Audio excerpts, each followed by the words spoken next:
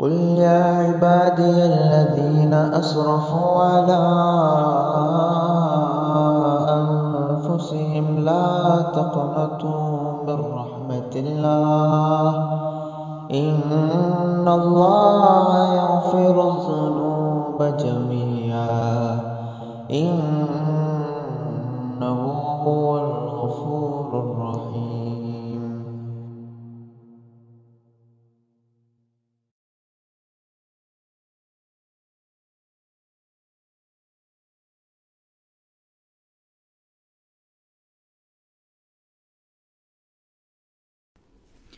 آج انشاءاللہ تعالی ہم گناہوں کے اسباب میں سے ہی مزید اسباب دیکھیں گے اور اللہ تعالیٰ سے یہ دعا کریں گے کہ وہ ہم سب کے لیے گناہوں سے بچنا اتنا ہی آسان کر دے جیسے ہم دنیا کی باقی نقصان دہ چیزوں سے بچتے ہیں۔ میں اور آپ اپنی زندگی میں لے کر دیکھیں تو ہمیں انشاءاللہ اس کا بہت ہی زیادہ فائدہ بھی ہوگا اور خیر کا بھی ذریعہ بنے گا، کیونکہ جس چیز کو ہم خطرناک سمجھتے ہیں ہم اس کو اپنی زندگی سے ہر ممکن دور کرنے کی کوشش کرتے ہیں۔ جتنا زیادہ آپ اور میں اپنے آپ کو ان چیزوں کے قریب کریں گے جن سے اللہ تعالیٰ راضی ہوتے ہیں، اتنا ہی ہم اللہ تعالیٰ کا قرب بھی پائیں گے۔ تو آئیے کچھ چیزیں مزید سیکھتے ہیں اس سوچ کے ساتھ کہ اللہ تعالیٰ آپ کے میرے لیے ان ساری چیزوں کو سمجھنا آسان کر دے اور ہم خیر و عافیت کے ساتھ اس سفر کو طے کرتے ہوئے اللہ کی رضا میں پہنچ جائیں۔ شروع کرتے ہیں۔ نحمدہ و نصلی علی رسولہ الکریم، اما بعد فاعوذ باللہ من الشیطان الرجیم، رب اشرح لی صدری ویسر لی امری واحلل عقدۃ من لسانی یفقہوا قولی۔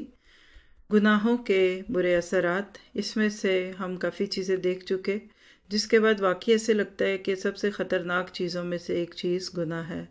لیکن افسوس کی بات ہے کہ جب دنیا کی محبت اور خود فریبی کا پردہ آنکھوں پہ آتا ہے تو اس کے بعد پھر گناہ اتنے برے نہیں لگتے۔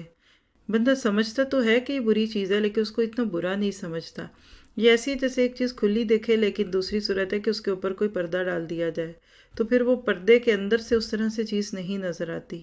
بہت سارے لوگ جو گزر گئے دنیا سے، انہوں نے گناہوں کو اپنے لیے ہلاک کر دینے والا سمجھا، اور یہی وجہ ہے کہ وہ گناہوں سے ایسے ڈرتے تھے، جس میں کہ ایک روایت ہمیں صحابہ کرام کے گناہوں سے خوفزدہ ہونے کو بہت اچھی طرح واضح کرے گی۔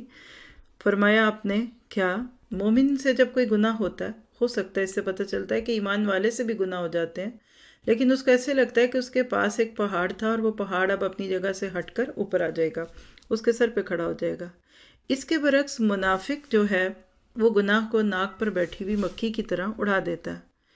اگر میں اور آپ اپنے اوپر لے کر دیکھیں تو بات تو واقعی سچ ہے۔ تو اللہ تعالیٰ سے دعا ہے کہ ہمیں گناہوں کی شدت کا احساس لگوا دے اور ہم بہتر طریقے سے اس چیز کو سمجھیں۔ پھر ہم نے لاسٹ نشست میں گناہوں کی قسمیں دیکھی تھی۔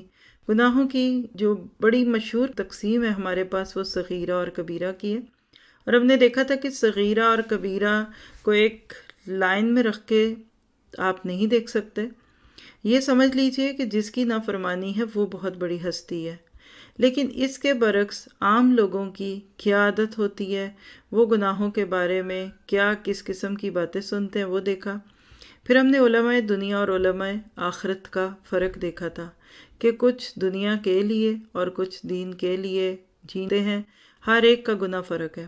آج ہم جو پڑھیں گے بک کے اعتبار سے دیکھیں تو پیج نمبر 43 کا مڈل ہے، دل کا زندہ ہونا اور مردگی چھا جانا عمل کی سرے دس جزا و سزا ہے۔ یہ لکھ لیجئے۔ اس کو آسان جملوں میں بولوں گی تو انشاءاللہ آپ اس کو جذب کر سکیں گے۔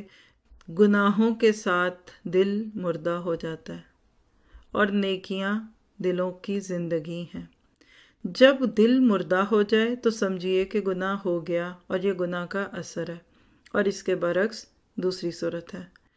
اللہ تعالیٰ نے دنیا میں جتنی چیزیں پیدا کی ہیں وہ آخرت کی چیزوں کے نمونے ہیں، البتہ اشیاء میں فرق ضرور ہے، جیسا کہ حضرت عبداللہ بن عباس رضی اللہ عنہما فرماتے ہیں، لیس فی الجنت شیء، نہیں ہے جنت میں کوئی بھی چیز، یشبہ ما فی الدنیا الا اسمان، یعنی جنت کی چیزوں کی دنیا کی اشیاء کے ساتھ صرف ناموں میں مشابہت ہے، یعنی صرف نام ملتے ہیں، اصل میں آخرت کی چیزیں دنیا سے بہت مختلف ہوں گی، اور اس جنت کا تو تصور بھی نہیں آنکھوں میں آتا۔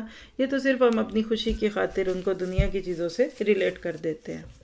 یہ اس لیے کہ اللہ تعالیٰ نے دنیا میں نعمت دے کر جنت کی نعمتوں کی طرف شوق دلایا ہے، اور دنیا کے عذاب سے، آخرت کے عذاب سے ڈرا رہے ہیں۔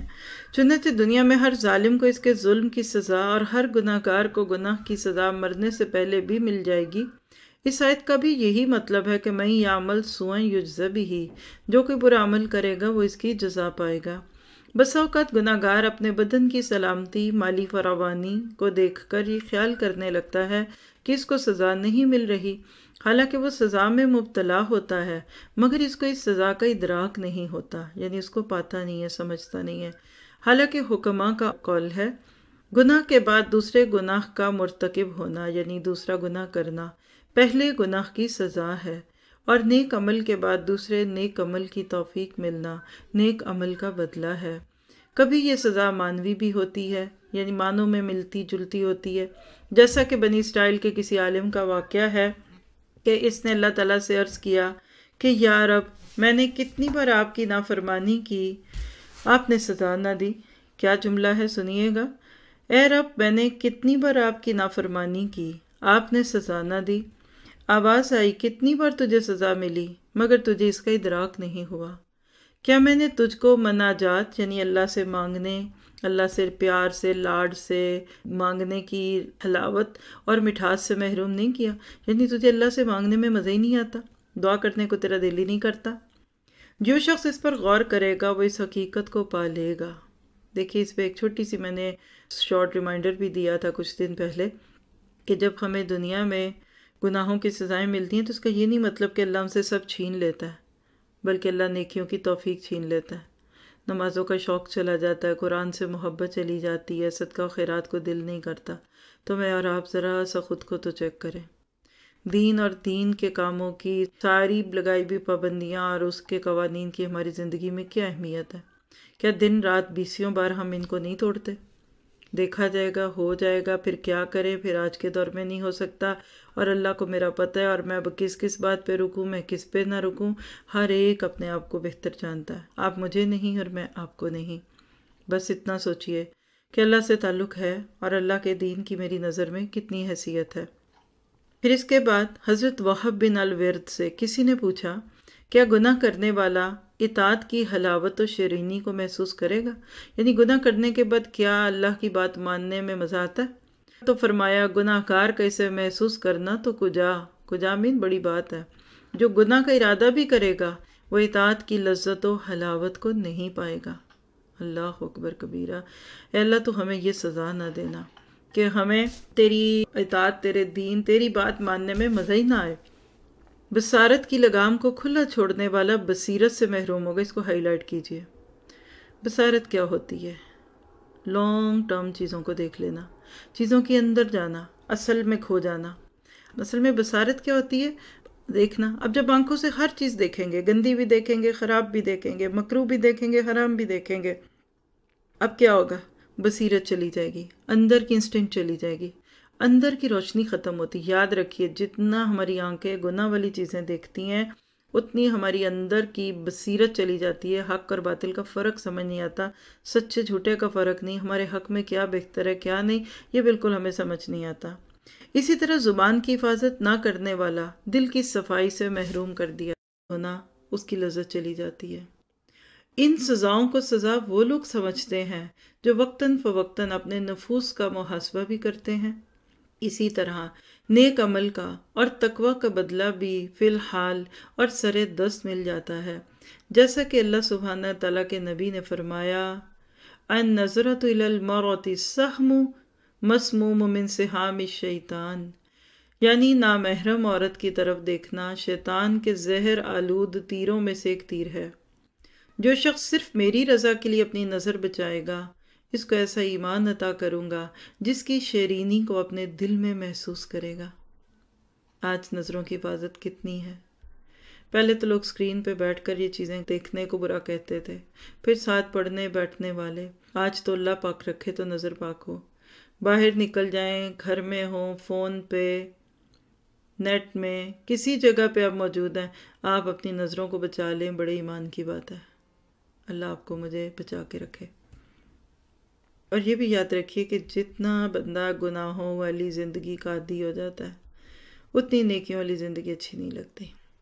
میں ایک چھوٹی سی مثال دینا چاہوں گی۔ آپ دیکھیے کہ نیو بورن بیبی فطرت کے تقاضے سے پیدا ہوتا ہی ماں کا دودھ مانگتا ہے۔ یاد تو کسی کو بھی نہیں ہے، لیکن اندازہ تو ہے کہ پھیکا دودھ، کوئی اس میں بہت زیادہ رنگ آمیزی نہیں ہے۔ لیکن ایک دفعہ آپ بچے کو میٹھے شربت اور کوک اور دوسری چیزوں پہ ڈال دیں تو پھر اس کو دودھ نہیں اچھا لگتا۔ بس جب فطرت پہ رہیں گے تو نیکی میں ہی مزہ ہے، اور جب نیکی سے ہٹے تو پھر کہہ لیجئے کہ جب ماں نے خود اپنے ہاتھ سے کالا پانی دیا میٹھا تو بچہ دودھ کیوں پیے، چاہے وہ کتنا وائٹ کیوں نہ ہو۔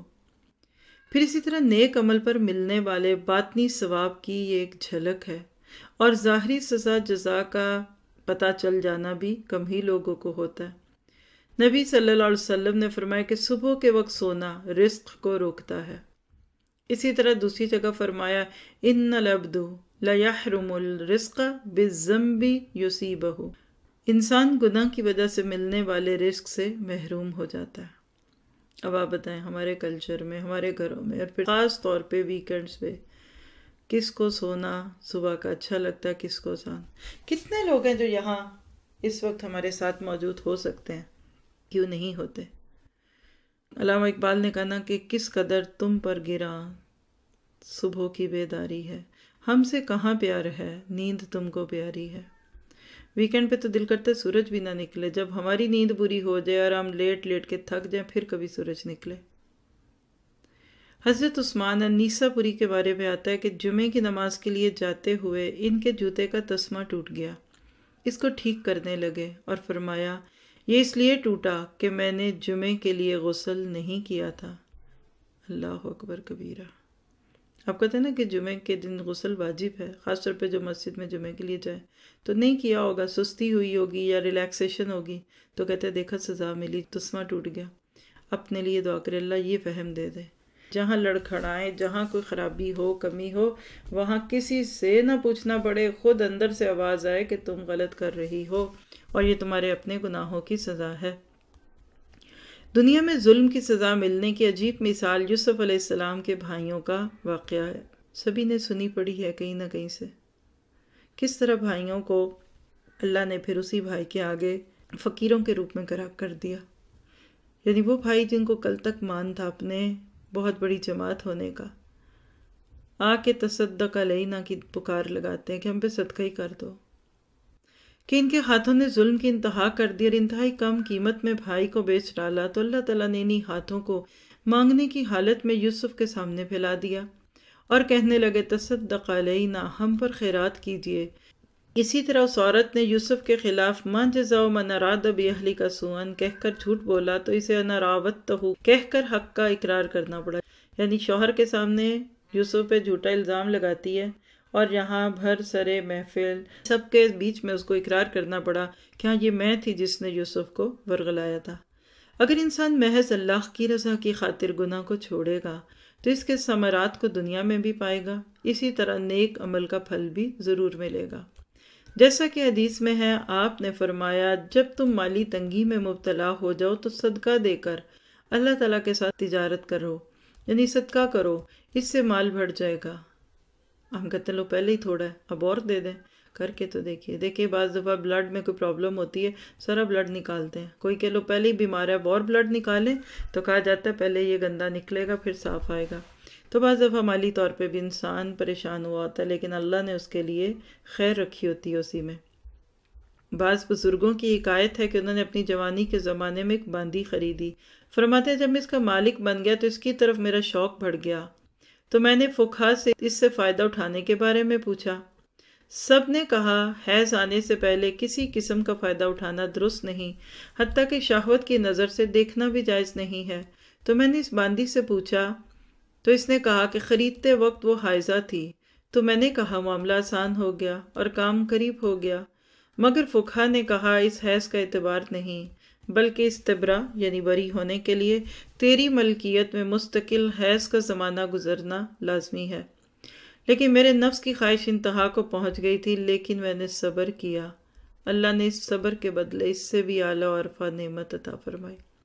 یہاں ایک فقہی ایشو ہے کہ جب بھی کوئی عورت جنگ میں قیدی ہو کر آتی ہے تو جس کو وہ ملتی ہے تو وہ اس سے فائدہ نہیں اٹھا سکتا جب کہ اس کے ایک پیریڈز گزر نہ جائے۔ یہ شادی شدہ عورتوں کے لیے ہوتا تھا کیونکہ وہ پہلے شوہروں کی زوجیت میں ہوتی تھیں۔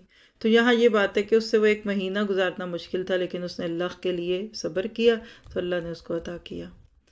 پھر آگے ہم دیکھیں گے باطن کی درستگی کو۔ اللہ تعالیٰ کے وجود کے دلائل پر غور کیا تو میں نے اس کو ریت کے ذرات سے بھی زیادہ پایا، یعنی اللہ کے وجود کے دلائل دنیا میں پھیلی ہوئی ریت کے ذروں سے بھی زیادہ ہے۔ پھر نہ کوئی دیکھے تو اس کی اندر کی آنکھ بند ہونے کی علامت ہے۔ اور یہ بھی دیکھا کہ انسان اللہ تعالیٰ کی مرضی کے خلاف کوئی کام پوشیدہ طور پر کرتا ہے مگر اللہ تعالیٰ اس کو ظاہر کر دیتا ہے، اگرچہ دیر سے ہی کیوں نہ ہو، لوگوں کی زبانوں پر ظاہر ہوتی ہے۔ بعض دفعہ اس کی غلطیوں میں لوگوں کے سامنے شرمندگی کا سامنا بھی کرتا ہے، جو تمام پوشیدہ گناہوں کا بدلہ ہوتا ہے۔ یہ اس بات کو بتانے کے لیے ہوتا ہے کہ ایک ذات ایسی موجود ہے جو ہر عمل کا بدلہ دیتی ہے، اس کے سامنے کوئی چیز پوشیدہ نہیں۔ اسی طرح انسان کوئی نیک عمل خفیہ طور پر کرتا ہے مگر وہ لوگوں کے سامنے ظاہر ہوتا ہے، لوگوں کے زبان زد عام ہو جاتا ہے اور لوگ اس کے حسن کو کثرت سے ذکر کرتے ہیں۔ محاسن کیا ہوتا ہے؟ یعنی اس چیز کا خوبصورت ہونا۔ اس کے گناہوں کو بھول جاتے ہیں۔ یہ اس لیے ہوتا ہے کہ انسان کو یقین ہو کہ اللہ تعالیٰ کسی کے عمل کو ضائع نہیں فرماتے۔ انسانوں کے دلوں میں کسی کی محبت یا نفرت اس کے تعلق مع اللہ کے بقدر ہوتی ہے۔ یہ بھی لکھ لیں، کسی کے لیے دلوں میں محبت یا نفرت اللہ ڈالتا ہے۔ پہلی بات، کتنی ڈالتا ہے؟ جتنی اس شخص کو اللہ سے محبت ہوگی نا اتنی لوگوں کے دلوں میں اس کی محبت ڈل جاتی ہے، اور اس کا اپوزٹ بھی ہے۔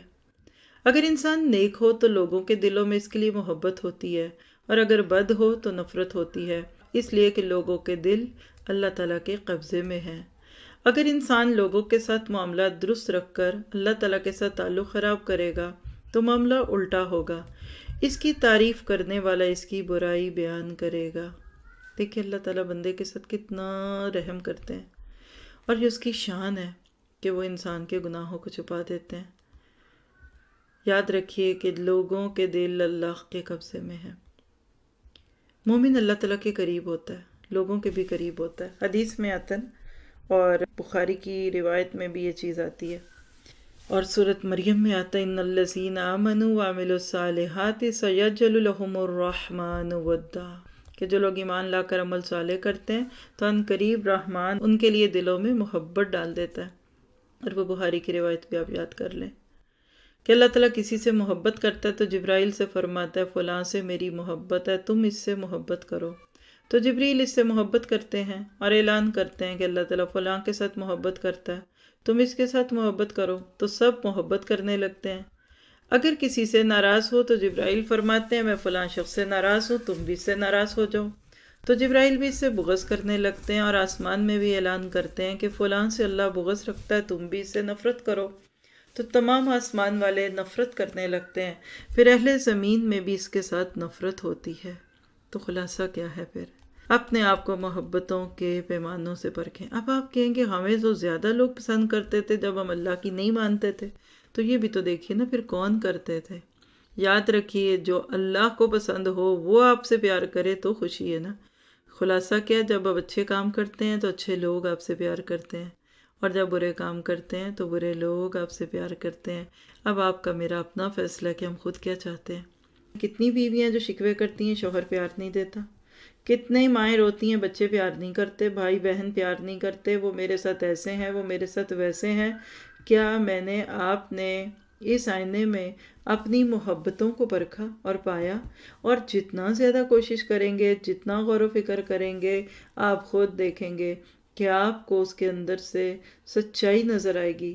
یہ وہ چیزیں ہوتی ہیں جو ایک انسان کی زندگی میں اللہ کی رحمت بن کے آتی ہیں، اور انسان اس سے فائدہ اٹھا لیتا ہے اور کبھی نہیں اٹھاتا۔ اس کے بعد ہم دیکھیں گے خواہشات نفس میں افراط۔ یہ بہت اہم نقطہ ہے، اس کو نوٹ کیجئے، کیونکہ گناہوں کی جو وجوہات ہے اس میں پیچھے بھی ہم پڑھ کے آئے کہ ایک بہت بڑی وجہ نفس کی خواہشات ہے۔ نفس اتنا موٹا ہو چکا ہوتا ہے کہ وہ ہم سے زیادہ گناہ کراتا ہے، اور اگر صبح سے لے کے ابھی تک کے جو گناہ تھے صرف ان کو یاد کرے، چلیں کل کے تو بھول گئے ہوں گے، آج کے تو یاد ہے نا، آپ دیکھیں گے فجر کی چھٹی، سونے کی خواہش، بس اسی سے لگا لیں۔ دن کا آغاز خواہش نفس کو پورا کرنے میں ہوا، اور اس کے بعد تو ایک دروازہ کھل گیا۔ تھوڑا سا اس کے بارے میں مزید جانتے ہیں۔ خواہشات نفس میں افراط، دنیا کی خواہشات پر تعامل کر کے، تعامل مین غور کرنا، ذرا سوچنا، اس نتیجے پر پہنچا کہ یہ ہلاکت کی چیزیں ہیں، خرابی کے پھندے ہیں۔ عقل اگر طبیعت پر غالب ہو تو بچ جائے گا، لیکن اگر طبیعت عقل پر غالب آئی تو ہلاکت ہی ہلاکت ہے۔ نفس کی خواہشات میں سب سے زیادہ ہلاکت خیز جنسی خواہشات ہیں۔ اس میں پڑنے کی بنا پر کمی کی بجائے اضافہ ہی ہوتا رہتا ہے۔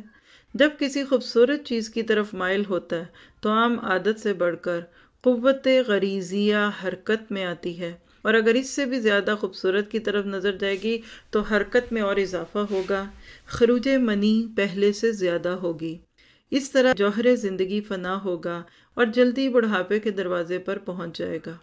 یعنی جتنا ایک انسان کسی خوبصورت چیز یا خوبصورت عورت کی طرف دیکھے گا، اس کے جنسی جذبہ زیادہ آئے گا، اور ایک وقت آئے گا کہ وہ وقت سے پہلے ختم کر چکا ہوگا اس چیز کو جو اس کے پھر بڑھاپے اور بیماریوں کا ذریعہ بنے گی۔ اس کے بالمقابل کسی بدصورت عورت کے ساتھ جماع کا معاملہ ہو تو قوت غریزیہ میں حرکت کم ہوتی ہے، خروج منی بھی کم سے کم ہوتی ہے، اور اشتیاق باقی رہتا ہے، نظر ادھر ادھر جاتی ہے۔ یعنی بات واضح ہے کہ جس چیز کو بھی زیادہ موقع مل جاتا ہے ایکسپوجر کا، پھر وہ ختم ہو جاتی ہے۔ اس کے بعد پیٹ کی شہوت ہے، اس کو بھی سمجھیے گا۔ مقدار سے زیادہ کھانے والا اپنے نفس کے لیے بہت ساری خرابیاں جمع کرتا ہے، اسی طرح انتہائی کم کھانے والا بھی نقصان سے خالی نہیں ہوتا۔ تو اس نتیجے پر پہنچے کہ ہر کام میں اعتدال اور اوسط درجہ یعنی ماڈریٹ رہنا درجہ محمود اور سب سے بہتر ہے، اسی کو اختیار کرنا چاہیے۔ دنیا ایک کھلا میدان ہے، اس میں عقل سے کام لینے والا ہی کامیاب و کامران ہے۔ جس نے زندگی کی لگام کو طبیعت کے ہاتھ تھما دیا، اس کا جلد سے جلد ہلاک ہونا یقینی ہے۔ یہ تو دنیا کا معاملہ ہے، آخرت کے معاملے کو اس پر قیاس کرو تو معاملہ سمجھ آ جائے گا۔ دیکھیے آپ کوئی چیز پسند کرتے ہیں، بس آپ کو آئس کریم اچھی لگتی ہے، پہلا کپ کھائیں گے مزہ آئے گا، دوسرا کھائیں گے بھی آئے گا، تیسرے میں تھوڑی سی اسیری ہوگی، اور چوتھا کپ سزا، پانچواں تو بالکل ہی جرم لگے گا۔ بس جو خواہشیں بہت زیادہ ہم پوری کر لیتے ہیں نا، پھر وہ ان کی لذت ختم ہو جاتی ہے۔ ہر جذبہ جو تھوڑا تھوڑا کر کے پورا ہونا، اس کا پھر بعد میں دیر تک انسان انجوائے کرتا ہے۔ اس کی تو ابھی سے مثالیں اپنی زندگی سے دیکھ سکتے ہیں۔ تو کیا نتیجہ کیا نکلا؟ خلاصہ کیا ہے؟ اچھے طریقے سے، بہترین طریقے سے اپنی زندگی کو اعتدال کے ساتھ انجوائے بھی کریں۔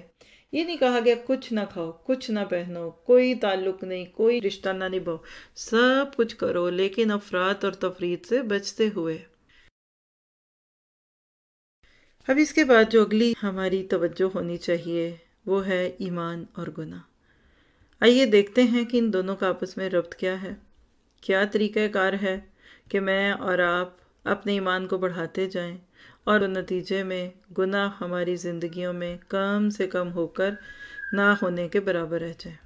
چھوٹے چھوٹے جملے اگر 1 2 3 کر لینا تو ہر ٹاپک کے اندر سے آپ کو 8 8 10 10 پوائنٹس مل رہے ہیں بعد میں غور و فکر کے، جس میں سے پھر آپ اپنی چیک لسٹ میں بنا سکتے ہیں۔ تو پہلی بات لکھیے کہ مومن گناہوں میں منہمک نہیں ہوتا۔ منہمک کے انہماک ہمکا سے ہے، یعنی اتنا مگن ہو جانا کہ ارد گرد کی ہوش نہ ہو۔ کبھی ونس وائل ٹنگ سلپ، آنکھ بٹک گئی، نگاہ بٹک گئی، وہ ایک انسان کی انسانیت کی دلیل بن سکتی ہے، لیکن عادی مجرم یہ انسانیت نہیں ہے۔ اپنی خواہش پر غالب ہوتا ہے، یہ دوسرا جملہ لکھیں۔ خواہش اس پر نہیں، وہ خواہش پر غالب ہوتا ہے۔ تیسری بات، خواہشات نفس کی آگ پر قابو پا لیتا ہے، یعنی خواہشات ہمارے دل میں آگ لگاتی ہیں، مومن اس آگ پر قابو پاتا ہے۔ چوتھی بات، ایمان کی برکت سے گناہوں کو طبعاً ناپسند کرتا ہے، یعنی ایمان کا ایک آفٹر ایفیکٹ کیا ہے کہ گناہ برے لگتے ہیں، لذت ختم۔ لوگ خوش ہو رہے ہوتے ہیں، وہ کہتے ہیں یہ بیوقوف ہیں، یہ ہنس رہے ہیں، یہ ہنسنے کی بات ہے، یہ تو رونے کی بات ہے، لوگ انجوائے کریں، میرے تو سر میں درد شروع ہو گیا۔ یعنی بالکل طبیعت ہی نہیں گناہوں کی طرف جائے گی۔ پھر اگلی بات نوٹ کریں، گناہ کرنے کا ارادہ نہیں کرتا، یعنی سوچ کے دور سے اس کو گھن آ رہی ہے تو ارادہ کہاں کرے گا۔ نہ ہی گناہ سرزد ہونے کے بعد دوبارہ گناہ کی طرف لوٹتا ہے۔ ہو گیا ایک دفعہ، ہو گیا، بار بار نہیں، یعنی بھولا تو صحیح لیکن بھولا نہیں بنے گا کہ بار بار گناہ کرے۔ پھر اگلی بات، اپنے غصے پر قابو پاتا ہے، لغزش ہونے سے پہلے ہی توبہ کی نیت کرتا ہے۔ حضرت یوسف کے بھائیوں کے واقعے میں غور کریں کہ گناہ سے قبل توبہ کرنے کا ارادہ ہوتا ہے کہ انہوں نے یوسف کو راستے سے ہٹانے سے قبل توبہ کا ارادہ کیا اور کہنے لگے اقتلوا یوسف، یوسف کو مار ڈالو، یا اس سے پیچھے ہٹ کر کنویں میں ڈالنے پر راضی ہو کے کہنے لگے اوِطْرَحُوهُ أَرْضًا، اس کو دور زمین میں پھینک دو۔ پھر عمل کرنے سے پہلے ہی نابت اور رجوع اللہ کا ارادہ کرنے کے لیے کہنے لگے وَتَكُونُ مِن بَعْدِهِ قَوْمًا صَالِحِينَ، یعنی پھر توبہ کر کے نیک بن جائیں گے۔ یعنی پہلے سے ارادہ، اب لوگ کہتے ہیں کہ کتنے اچھے ہیں، پہلی توبہ کر رہے ہیں، پہلی توبہ کی ہوتی تو گناہ ہوتا ہی نا۔ پھر جب ان کو لے کر صحرا کی طرف چل پڑے تو ان کے دل میں موجود حسد نے پھر انگڑائی لی اور قتل کرنے پر تل گئے۔ تو بڑے بھائی نے کہا لا تقتلوا یوسف والقوہ فی غیابۃ الجب، تم یوسف کو قتل مت کرو، اس کو کسی کنویں میں ڈال دو۔ اس نے اس کو مارنا نہیں چاہا بلکہ یہ چاہا کہ کوئی قافلہ آئے اور اس کو اٹھا کر لے جائے۔ ان میں وہ مختلف احوال پیدا ہونے کی وجہ یہ ہے کہ دل میں موجود ایمان اپنی قوت کی بھی قدر اپنا عمل دکھایا، کبھی ارادہ قتل کے باوجود قتل سے باز رکھنے پر ابھارا، کبھی کمزوری کی وجہ سے طبیعت غالب آتی، غفلت اثر انداز ہوئی، گناہ سرزد ہوا، پھر ایمان نے سر اٹھایا اور گناہ پر شرمندگی اور ندامت کا احساس دلایا اور اپنے کیے پر نادم ہوئے۔ تب آپ دیکھیے کہ اس ایک واقعے میں کیا بات سمجھ آئی، ایمان اور گناہ ساتھ ساتھ ہے، اپوزٹ ہیں ایک دوسرے کے۔ ایمان بڑھے گا تو گناہ کم، اور اپوزٹ بھی ہے۔ جب آپ کا ایمان بڑھے گا نیکیاں بڑھیں گی، گناہ کم ہوں گے۔ جیسے سی سو ہے نا، ایک سائڈ اوپر تو دوسری نیچے، اسی طرح گناہوں کا گراف نیچے جاتا جائے گا جتنا ایمان کا گراف اوپر جائے گا۔ ایک اور بات سمجھ لیجئے، آج کے حالات میرے جو آپ کے ہیں یہ ہمیشہ ایک جیسے نہیں رہیں گے۔ حالات کی تبدیلی بھی بعض دفعہ ہمارے لیے گناہوں یا نیکیوں کی طرف جانے کا ذریعہ بنتی ہے۔ زمانہ ایک سا نہیں رہتا، حالات بدلتے رہتے ہیں، جیسا کہ ارشاد باری تعالیٰ سورۃ نساء کی آیت ہے وَتِلْكَ الْأَيَّامُ نُدَاوِلُهَا بَيْنَ النَّاسِ، یہ تو وہ دن ہے جو ہم لوگوں کے بیچ میں گھماتے رہتے ہیں۔ وہ جس کو کہتے ہیں کبھی کی راتیں لمبی کبھی کے دن لمبے، کبھی محتاجی اور فقر کا دور آتا ہے، کبھی مالی فراوانی ہوتی ہے، کبھی عزت نصیب ہوتی ہے اور کبھی ذلت سے دوچار ہونا پڑتا ہے، کبھی دوستوں کو خوشی ہوتی ہے تو کبھی دشمن خوشیاں مناتے پھر رہے ہوتے ہیں۔ یہ حالات آتے رہتے ہیں، مگر عقل مند انسان ایک اصل الاصول یعنی تقوی پر برقرار اور کاربند رہتا ہے۔ یعنی ایک عقل مند کی جو اصل بنیاد ہے نا وہ تقوی ہوتی ہے۔ تقوی کی حالت میں اگر مالی فراوانی اور دولت میسر ہو تو اس کے لیے باعث خوشی ہوتی ہے، اگر فقر و تنگ دستی سے دوچار ہو جائے تو صبر کے دروازے کھلتے ہیں۔ زمانہ جیسا بھی ہے، تکلیف کا ہو یا راحت کا، اس پر کوئی اثر نہیں ہوگا، اس لیے یہ تمام چیزیں بے ثبات اور زائل ہونے والی ہیں اور متغیر و تبدیل ہونا ان کا خاصہ ہے، جبکہ تقوی اپنی جگہ برقرار رہتا ہے اور گویا اس کے لیے محافظ و نگہبان رہتا ہے، کبھی غافل نہیں ہوگا، لغزش کے وقت ہاتھ پکڑ کر گرنے سے بچاتا ہے اور راہ راست پر ڈال دیتا ہے، اور تقوی کے بغیر لذت کڑواہٹ میں بدل جائے گی اور اس کو تباہی اور ناکامی سے دوچار کرے گی۔ لہٰذا مخاطب ہر حال میں تقوی کو حرز جان بنا لو۔ حرز جان کیا ہوتا ہے؟ جان سے لگا کے رکھو، اس سے تنگی کی حالت میں بھی تمہیں راحت محسوس ہوگی، بیماری کے باوجود عافیت نصیب ہوگی۔ یہ اس نعمت تقوی کا نقد بدلہ ہے، آخرت میں اس کے بدلے میں ملنے والی نعمت کسی سے پوشیدہ نہیں ہے۔ کیا سمجھ آیا؟ تقوی کے ساتھ دنیا میں بھی انعام ملتے ہیں تو آخرت میں تو بہت بڑا ملے گا۔ عام طور پہ لوگ کیا کہتے ہیں وہ متقی، بڑا بورنگ لائف ہے اس کی، زندگی ایسی ویسی نہیں۔ یاد رکھیے تقوی کے ساتھ دنیا کی زندگی بھی خوبصورت ہوتی ہے اگر انسان اس کو اللہ کے حکم کے ساتھ لے کر چلے۔ اللہ کی رحمت سے یہ سب کچھ اس کے لیے آسان سے آسان ہوتا جائے گا اور وہ انسان اللہ تعالیٰ کی رحمتوں کے ساتھ پھر اللہ کے پیارے بندوں میں شامل ہوگا۔ سوچیے اس پہ کچھ غور کریں، کوئی نیت کریں، کیا بڑھانا ہے، کس طرف نکلنا ہے۔ خود احتسابی کے بغیر ان موضوعات کو پڑھنا فائدہ نہیں دے گا جب تک اپنے اوپر لے کر نہ پڑھیں۔ یہ کوئی خبریں تھوڑی ہیں جو سن لیں۔ پھر اس کے بعد ہے گناہ اور نیک عمل کا انجام۔ یہ بھی بہت اہم ٹاپک ہے۔ جو شخص گناہوں کے انجام پر غور کرے گا یقیناً اس کی برائی اس پر آشکار ہو جائے گی۔ میں نے ان لوگوں کے احوال پر غور کیا جو مسلسل زنا اور دوسری برائیوں کے مرتکب ہوتے ہیں۔ اپنی قوت کے باوجود ان کی لغزشیں تھمنے والی نہیں ہوتی۔ ایسا لگتا ہے گویا انہوں نے ظلمت کی چادر تان لی ہے۔ لوگوں کے دل ان سے متنفر ہیں۔ انہی گندگیوں کی وجہ سے آخرت کو بھول گئے، یاد الہی سے غافل ہو گئے۔ اگر مالی وسعت ہو تو غیروں کے مال سے، اگر تنگی و مشکلات درپیش ہو جائے تو قضاء و قدر اور اپنی قسمت کو کوستے رہتے ہیں۔ پھر میں نے عنان فکر ان لوگوں کی طرف یعنی سوچ کا رخ ان لوگوں کی طرف موڑ دیا جو نفس کی خواہشات کے مقابلے پر ڈٹ جاتے ہیں، ناجائز و حرام چیزوں سے خود کو دور رکھتے ہیں۔ میں نے دیکھا کہ دنیا کے ثمرات قوی اور پوری لذت کے ساتھ ان کے دامن میں گرے، پاکیزہ زندگی میسر ہوتی ہے، خوشی کے ساتھ زندگی گزارنے لگے۔ اگر ظاہری تنگی اور مشکلات سے دوچار ہوئے بھی تو صبر کی توفیق ہوئی۔ اللہ کے فیصلے پر رضامندی نے تلخی کو شیرینی و حلاوت میں بدل دیا۔ اس سے میں نے اس فرمان الہی کہ اِنَّهُ مَن يَتَّقِ وَيَصْبِرْ فَإِنَّ اللَّهَ لَا يُضِيعُ أَجْرَ الْمُحْسِنِينَ، بے شک جو کوئی تقوی اختیار کرے اور صبر کرے تو اللہ تعالیٰ اس کے اجر کو یعنی محسنوں کے اجر کو ضائع نہیں کرتا۔ یہ سورۃ یوسف میں یوسف علیہ السلام کو خراج تحسین پیش کیا گیا۔ اس کے معنی کو سمجھا اور مطلب کو سمجھا۔ کیا بات سمجھ آئی؟ جب گناہوں کا برا انجام سامنے ہوگا نا تو پھر اس کی برائی بھی دکھے گی۔ ایسے ہی جیسے ہمیں میٹھا کھانا اچھا لگتا ہے لیکن ہم کہتے ہیں بہت میٹھا کھائیں گے تو بیماری آ سکتی ہے، جسم موٹا ہو جائے گا، تو ہم اس برے انجام کے خوف سے چینی جیسی پیاری چیز چھوڑ دیتے ہیں۔ اسی طرح یاد رکھیے آج کا سب سے بڑا کام یہ ہے کہ برائیوں کی ڈی گلیمرائزیشن کر دیں۔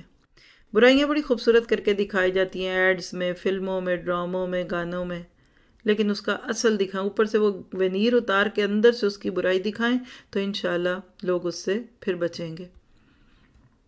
پھر اسی طرح پے در پہ لغزشیں، یہ کیا ہوتا ہے؟ گناہ بار بار ہوتے ہیں؟ یہ کہتے ہیں کہ اس سے میں نے یہ اشارہ پکڑا اور کہا کہ بار بار لغزش کرنے اور پھسلنے والے شخص اپنے آپ پر لیجئے، لکھیے کوئی کام بار بار کرتی ہوں، ہو جاتے گناہ بار بار، ایک ہی غلطی بار بار دہراتی ہوں، تو پھر آپ اور میں ہیں یہ ہمارے لیے ایک قسم کی ڈانٹ ہے۔ کیا؟ اے بار بار لغزشیں کرنے اور پھسلنے والے شخص، اپنے پھسلنے کی وجہ سے سب کی طرف کیوں نہیں دیکھتے؟ دوبارہ اس سے بچ سکو یا اس سے واقف ہونے کے باوجود پھسلنے اور سستی کرنے سے نفس کو ڈانٹ سکو۔ دیکھیں نا، برف پہ ایک دفعہ پاؤں پھسل جائے، میرا خیال ہے ساری عمر کے لیے نصیحت لے لیتا ہے انسان۔ جوتے بھی دوسرے پہنے گا، برف میں چلے گا بھی نہیں، باہر نہیں نکلے گا، پڑ جائے نکلنا تو کتنے سہارے لے گا۔ تو کیا گناہوں میں انسان بار بار پھسلے، بار بار سلپ کرے؟ وہاں تو پاؤں میں موچ آ سکتی ہے، ٹانگ کی ہڈی ٹوٹ سکتی ہے، اس سے تو پورا جسم انسان کا کھوکھلا ہو جاتا ہے۔ ہر مڑ کر دیکھنے والا شخص اس لیے دیکھتا ہے کہ میں اس میں کیوں پھسلا۔ اے بار بار گناہ کر کے پھسلنے والے شخص، تم سمجھدار ہونے کے باوجود کیوں بار بار لغزشات میں مبتلا ہوتے ہو؟ جواب دیں اپنے آپ کو ہم سب، فلاں فلاں گناہ کیوں کرتے ہو؟ فکر کی نظروں سے اس کے انجام کو کیوں نہیں دیکھتے؟ جلد ختم ہونے والی چیزوں کو ہمیشہ باقی اور برقرار رہنے والی نعمتوں پر کیوں ترجیح دیتے ہو؟ اور قیمتی ترین اثاثے کو گھٹیا متاع کے مقابلے میں کیوں فروخت کیا؟ ایک لمحے کی نیند کی لذت کو ہمیشہ کی بیداری کے مقابلے میں کیوں اختیار کیا؟ سوچئے نا، نہ سمجھ ہے نا وہ شخص، 1 منٹ سونے دو پھر ہمیشہ جاگتا رہوں گا، تو 1 منٹ کا سکون لے کر اس نے پوری رات کی بے چینی لے لی۔ تیری زندگی پر بڑا افسوس ہے کہ عظیم و شان شے کو فروخت کر کے اس کے بدلے ایسی ندامتیں تو نے خریدی جس کو تیری پیٹھ برداشت نہیں کر پائے گی۔ اس کو ہائی لائٹ کریں۔ قیامت کے دن جو مار پڑنی، جو بوجھ ڈلنے پیٹھوں پہ، اس کو انسان برداشت نہیں کرے گا۔ اور سر کو جھکا دینے والا بوجھ تو نے خریدا جو کبھی سر کو اوپر اٹھنے نہیں دے گا، اور ایسے غموں کے آنسوؤں کا نہ ختم ہونے والا سمندر خریدا جو کبھی اپنی انتہا کو نہیں پہنچے گا۔ کتنے خوبصورت جملے ہیں۔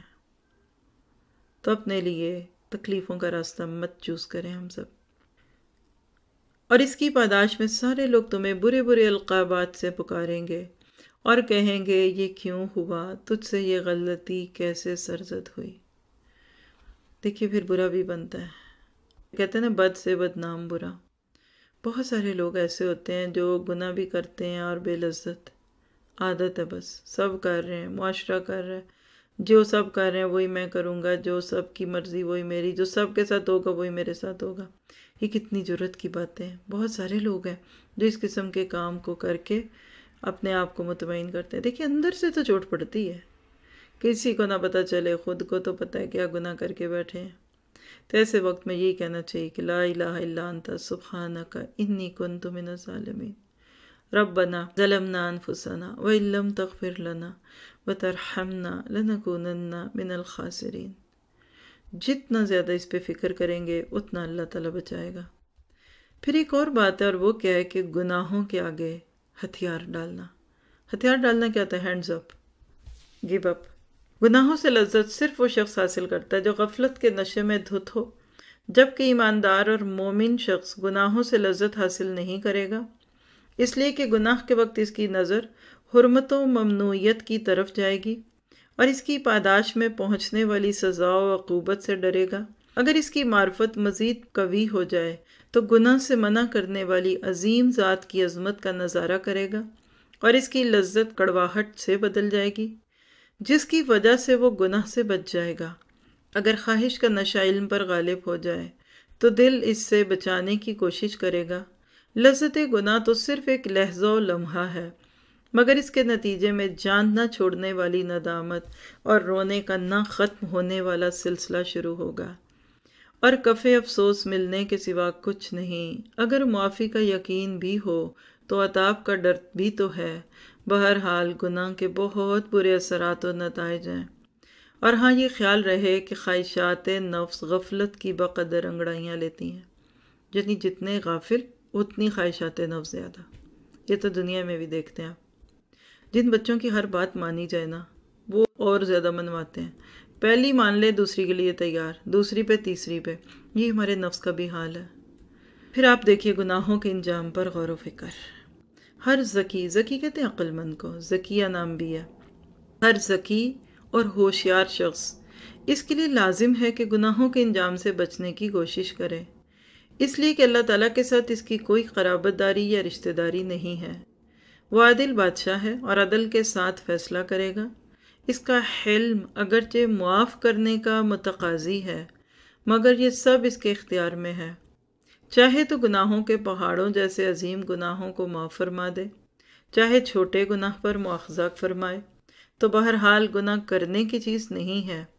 اس سے ہر حال اور ہر آن بچنا چاہیے۔ میں نے ایسے خوشیش لوگوں کو بھی دیکھا ہے جو ظاہری و باطنی گناہوں میں مگن تھے، ایسی تکالیف و عذاب میں مبتلا ہوئے جن کے وہم و گمان میں بھی نہ تھے کہ وہ اس جیسی آزمائش کی لپیٹ میں آئیں گے۔ ان کی جڑیں تک اکھڑ گئیں، وہ عمارتیں اپنی بنیادوں سمیت ملیا میٹ ہو گئیں جن کو انہوں نے اپنی اولاد کے لیے مضبوط بنایا تھا۔ یہ سب کچھ اس لیے ہوا کہ انہوں نے اللہ تعالیٰ سے بے توجہی اور بے اعتنائی برتی، اور یہ خیال و گمان کرنے لگے کہ جو نیکی وہ کر رہے ہیں وہ گناہوں کو مٹانے اور مقابل ہونے کے لیے کافی ہے۔ تو ان کے خیالات و گمانوں کی کشتی ڈاواڈول ہو گئی، اس میں مکر و فریب کا پانی داخل ہو کر ان کو غرقاب کر رہا ہے۔ غرقاب کیا ہوتا ہے؟ ڈبونا، ڈوب گئی کوئی چیز۔ آپ دیکھیے کہ جب کوئی چیز ڈوبتی ہے تو پھر کیا ہوتا ہے؟ پانی کے اندر چلی جاتی ہے۔ تو بعض دفعہ ایسے ہی ہوتا ہے، انسان ڈوب ہی جاتا ہے۔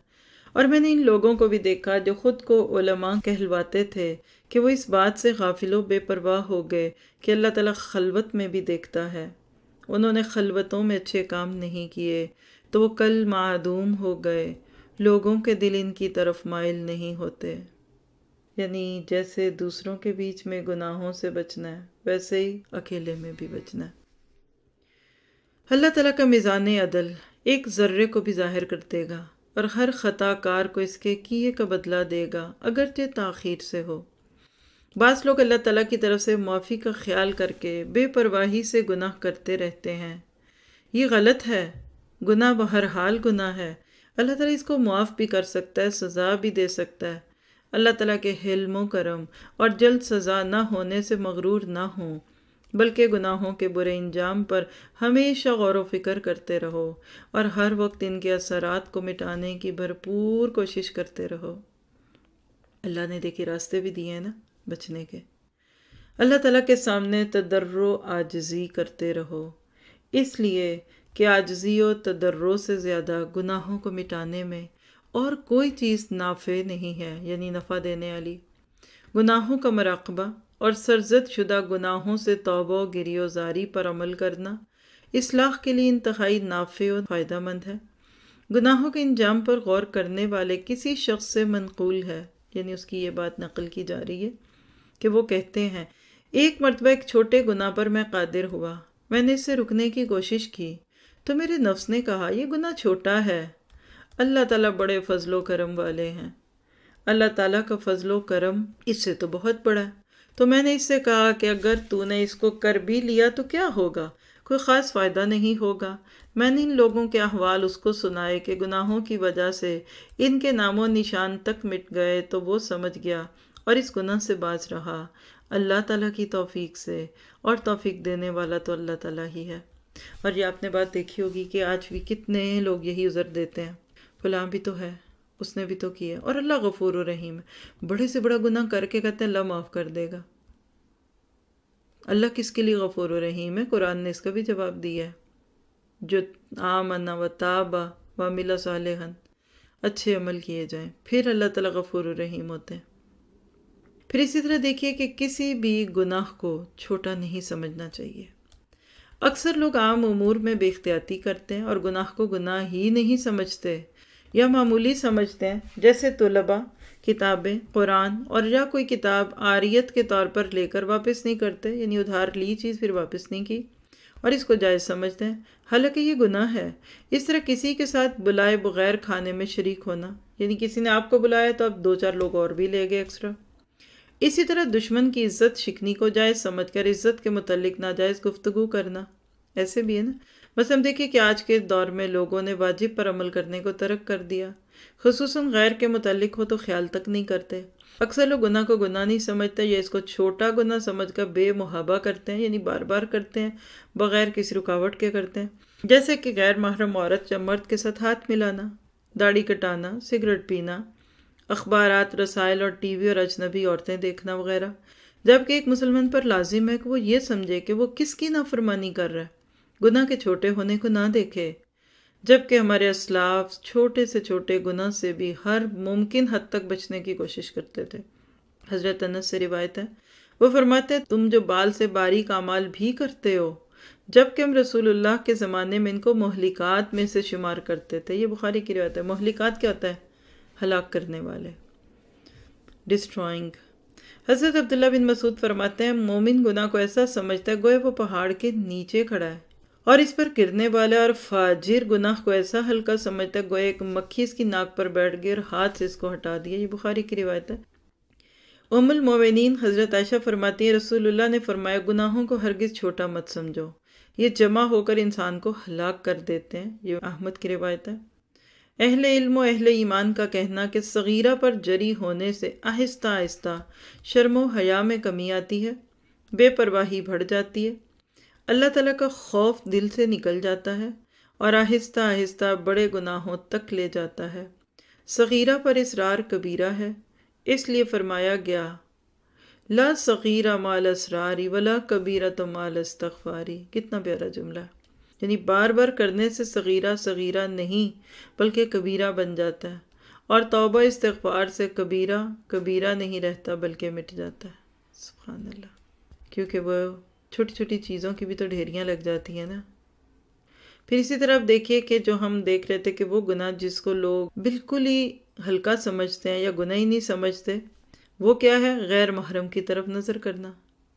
اس کا سب سے بڑا نقصان یہ ہے کہ اس کا مرتکب شخص خاص لوگوں کے مرتبے سے گر جاتا ہے اور اللہ تعالیٰ کے ہاں بھی مقام بلند سے نزول کر جاتا ہے، تو گویا کبھی اس کو زبان حال سے یہ بھی کہا جاتا ہے اے وہ شخص جس کو آسان چیز بطور امانت دی گئی، تو نے اس میں خیانت کا ارتکاب کیا، تو اللہ تعالیٰ کی رضامندی کی کس طرح امید رکھتا ہے؟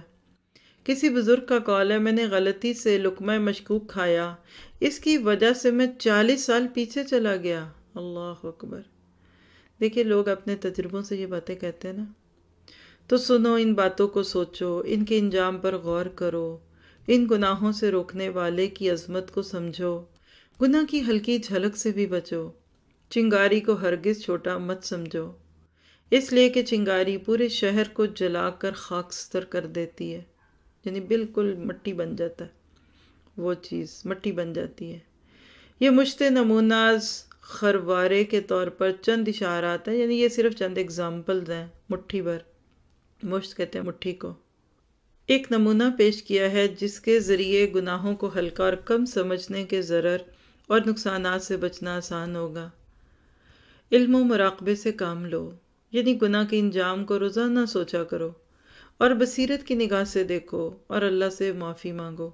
اس عمل سے گناہ چھٹ جائیں گے، اور لا حول ولا قوت الا باللہ، یہ اللہ کی شان ہی ہے جو بندے کو دیتی ہے۔